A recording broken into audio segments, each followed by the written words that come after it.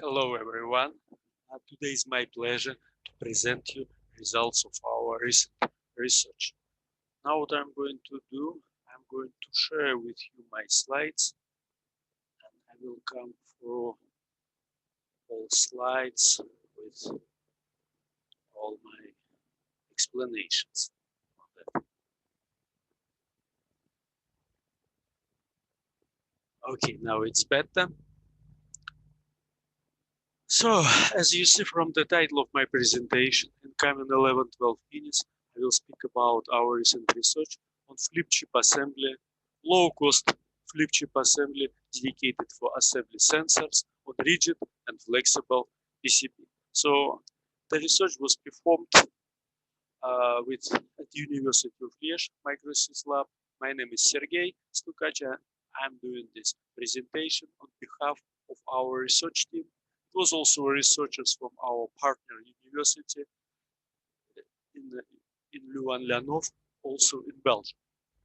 So first I started with a short overview of what is expected within 11-12 minutes. First I will introduce you the motivation of our research. I will explain you then about test material. Also, the main part will be on assembly process development and specifically on the way how we perform assembly on the strain gauge sensor. And after about the functionality test of the strain gauge sensor, and we'll come slowly to conclusions. So first of all, why we need such research? Someone may tell me that there are plenty of assembly methods. There are varieties of flip chip assembly. This is true, but most of the assembly methods are dedicated specifically for large-scale production. This is also true. Importantly to say that not all such nicely developed maturing methods are suitable for low-scale prototyping. But there is significant demand. It's not only among universities, among research groups, but there are plenty of spin-offs companies. There is also a niche market that there is quite low requirement in terms of units. Another requirements for our assembly are that it must be performed at relatively low temperature, definitely low, much more low at 260 degrees C. And in response to that, would be pre-selected flip chip assembly method. As you might know, anyway, I make a sketch how flip chip method works.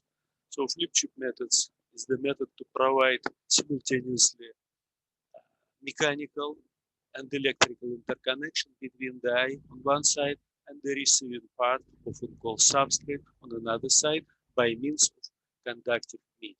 This is a quick sketch. In this case, the conductive medium is anisotropic conductive field. And this is also a sketch will show you a bit the position of flip chip in terms of wire bond. Definitely, flip chip methods have significant advantage in terms of miniaturization to make assembly smaller and also thinner. For the test material, we have chosen silicon test die. It's already quite thin, 0.3 mm thick, lateral dimensions 2 by 2. And what is importantly to say, it has bond parts with only aluminum metal finish. There is no additional expensive nickel gold metallization that is a standard requirement for the flip chip assembly. And for low scale production, such nickel gold typically it's not possible to apply or extremely expensive. For the receiving part, we design test PCB. So design is one, but it was processed on a rigid FR4 and the flexible polyimide. You see some parameters of these test boards. And to perform flip chip assembly, as you see, we use very simple with manual load chip and substrate device. So of course the bonding profile is programmed by the PC. And normally what the tool is help us to bring the substrate and the die to align them and also apply force and pressure on the top to provide permanent flip chip assembly. And what we did actually, we know more or less where the bonding occurred is between 200 and 200 degrees C, and between bonding force that corresponds 0.1 up to 8 megapascal. But during assembly, we use bonding force in terms of kg force. And what we actually did here, we probed the whole bonding window. So we identified the area of bonding and no bonding. So the criteria of bonding and no bonding, it's a mechanical integrity and electrical connection on this specific case. Based on that, I have not only the bonding window, but we call it optimum bonding parameters. Why we call it optimum? It's sort of compromise between applied pressure and between the temperature. So, and you see the temperature can be very low and pressure also in reasonable range. Here, just to show you some results. So this is flip chip assembly on rigid PCB. This is the same on polyimide. So, and this is a magnified part. And what we did, you see this is the chip attached by flip chip method, and there are measure terminals to measure. Okay, and you see on another picture, I will show you here. We have basically two criteria for the good bonding. First, it must be mechanically integral. This is obvious. So for that, we check the mechanical integrity. On polyimide substrate, we have a privilege to flip the assembly and to inspect the backside. And on this picture, what you can see that the bond parts on the chip are quite nicely aligned to the receiving terminals on the printed circuit board. So of course, if alignment is bad, so it will be no electrical connection. And after that, we use very simple. There is no need for probing station, just a multimeter with the probes. We probe the daisy chain open or closed, and we also can check the contact resistance. During process development, of course, we have some assembly that was not good or was not good enough with failed joint. And to understand the failure mechanism, what we did the cross section. For example, we want to see those bond parts, how nicely they are bonded, and we polish it from that side, and we come to this picture.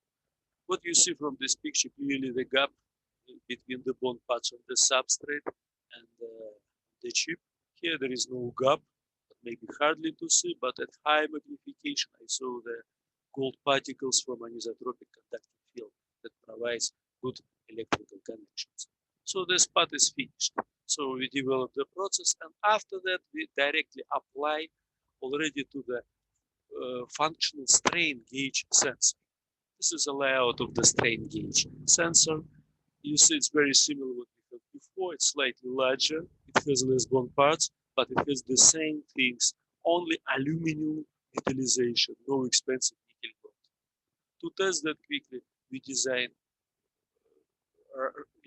rapidly the circuit on polyimide.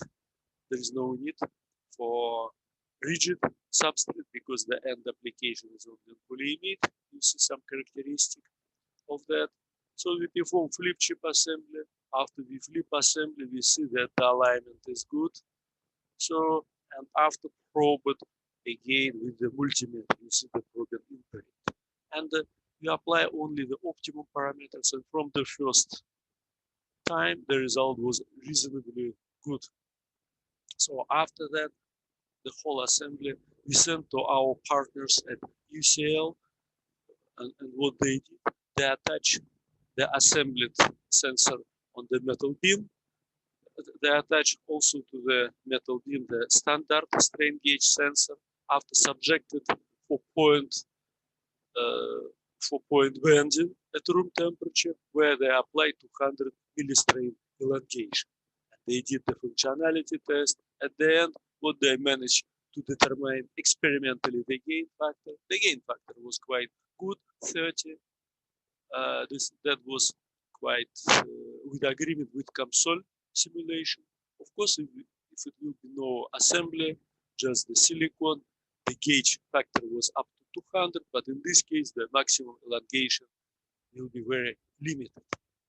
So now I just finish on my presentation and go to conclusions. What we did, we developed low-cost assembly process that is suitable both for rigid and for flexible substrate using anisotropic conductive film.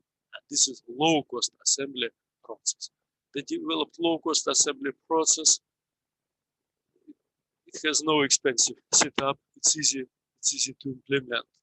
And the process was applied directly on the fully functional gauge sensor. And the sensor shows already quite good functionality.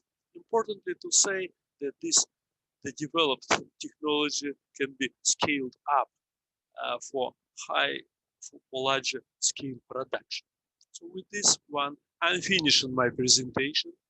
In case of you have questions, you just can mail me your questions, and I will gladly answer them. Thank you very much for listening. Bye.